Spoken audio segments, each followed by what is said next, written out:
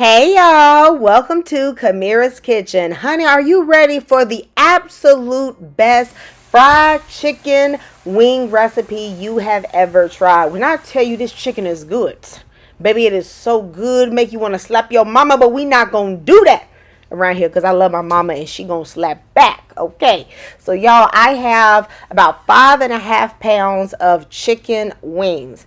Now, I know some of y'all say y'all don't want to wash the chicken. You don't want to prep the chicken. But, baby, this bird is still clucking. Okay? So, I am going to go in and I'm going to wash this chicken.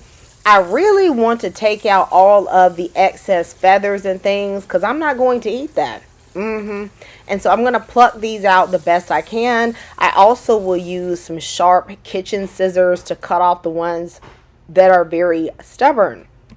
For this recipe, if you do not want to use wings, you can use any cut of dark meat that you like. You can use legs or even thighs. Thighs is one of my favorites to deep fry. Actually, wings, I really love doing wings. My least favorite is chicken breasts because, you just really got to work with them to make sure they don't come out dry.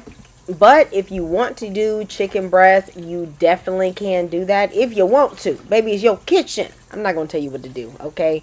So once I have rinsed off my chicken, and y'all, I know y'all saw all those little bits come off the chicken. I know you saw it. Once I've cleaned it well, I'm going to use some paper towels. I'm going to stick it at the bottom of the bowl to absorb any moisture. And then I'm going to use some paper towels at the top. And I'm also going to use the paper towel to get off any of that little yellow skin that you can sometimes see on the chicken. I don't always, want that. And so some people use a lemon to do this. I'm just going to use the paper towel. Then I'm going to clean my sink. If you wash the chicken in the sink, you have to scrub down that sink, okay? Bust out them bubbles, y'all. Some of y'all say you got to use Clorox. Well, Dawn cleaned them ducks. So why can't it clean my sink? Okay, so that's what I'm going to use. The seasonings for this are simple and they're also very flexible. But this is what I am going to use. First, I am going in with 3/4 of a cup of mustard. Y'all, this make the recipe. I know people be stuck on buttermilk, but this is actually very inexpensive and very flavorful. Once you start frying with mustard, you will not go back. I'm then going to add a tablespoon of chicken bouillon. If you don't like doing this, you can use salt to your own taste, but that bouillon is good. I'm then going to use 1 tablespoon of a low sodium Cajun seasoning. Anyone you like is fine. And then I'm going to use a teaspoon of a low sodium chicken seasoning. This just has a variety of herbs and spices.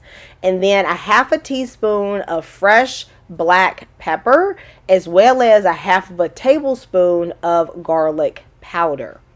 Then I'm going to throw in a little bit of cayenne pepper. This chicken actually is not super spicy. This is probably about a 1/2 teaspoon of cayenne pepper. And then I'm going to add a 1/2 cup of hot sauce. I know y'all don't believe me because y'all see all the hot sauce I'm adding, but I'm telling you, this is really not that spicy. If you really want a spicy chicken, you're going to have to add a lot more cayenne pepper. Then I'm going to add about a tablespoon of kosher salt, and I'm going to mix this all together well. This recipe works good for about 5.5 pounds of chicken up to 6, maybe 6.25 pounds of chicken. You can follow this recipe exactly as is. If you have less chicken, like maybe 4.5 pounds to 5, you can actually keep the seasonings the same, but cut back the salt by about a teaspoon and cut back the bouillon by about a teaspoon. And then you will be good. So this recipe is very flexible. If you have more chicken than me, you can actually leave the seasoning fairly similar, just up the salt a little bit. Okay? That's the way you can make this work for you. I'm going to let this chicken sit at room temperature for 30 minutes. You can marinate it overnight if you want that chicken super right, but I don't have that time today, okay?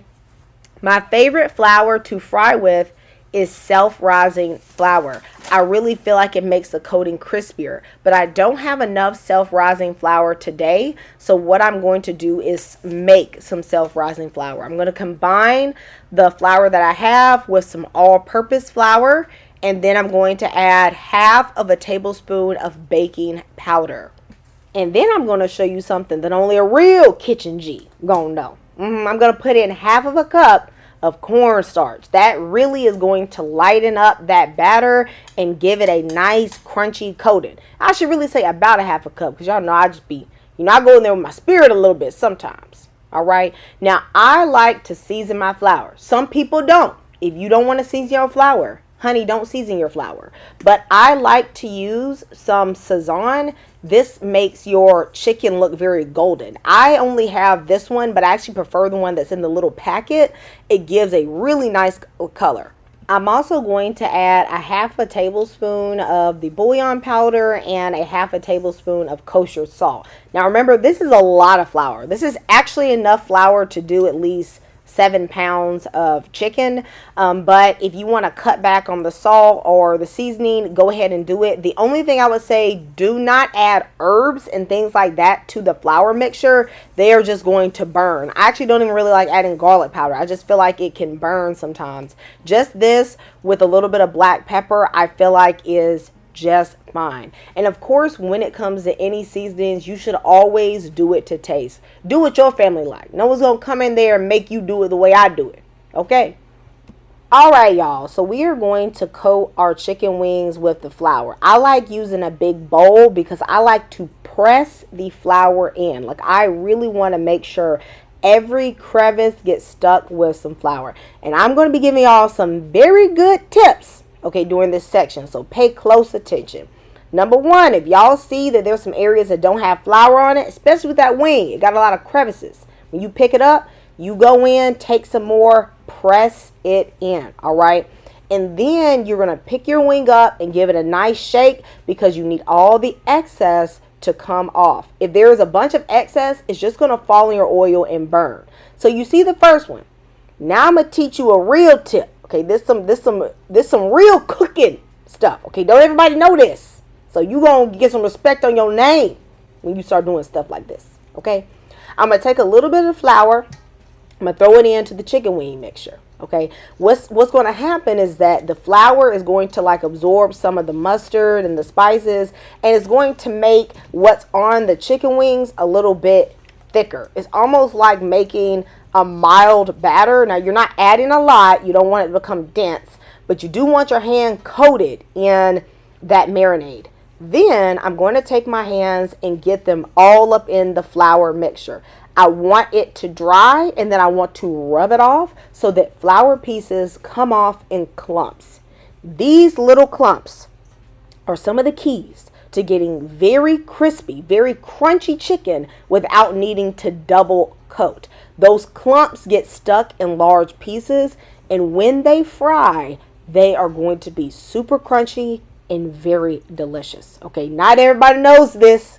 Only people that can cook know this. Okay, now I want you to see the difference between this one and the first chicken wing we did. You see how many crevices there are in this one, how many creases, how many big like chunks of flour there are, but they're not hanging loose. That's very important, because if they were hanging loose, then they would fall off. But these ones, baby, they're not gonna fall off.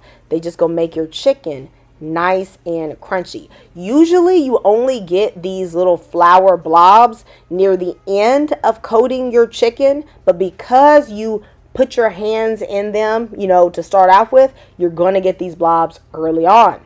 Now y'all know good and well these tips are good. Go ahead and give me that like. Go ahead and hit that subscribe button and spam the comment box with some fire emojis so I know that y'all gonna be cooking good this week. Now y'all, I'm gonna let these pieces of chicken just rest. It's gonna make the coating absorb and really stick while I heat my oil.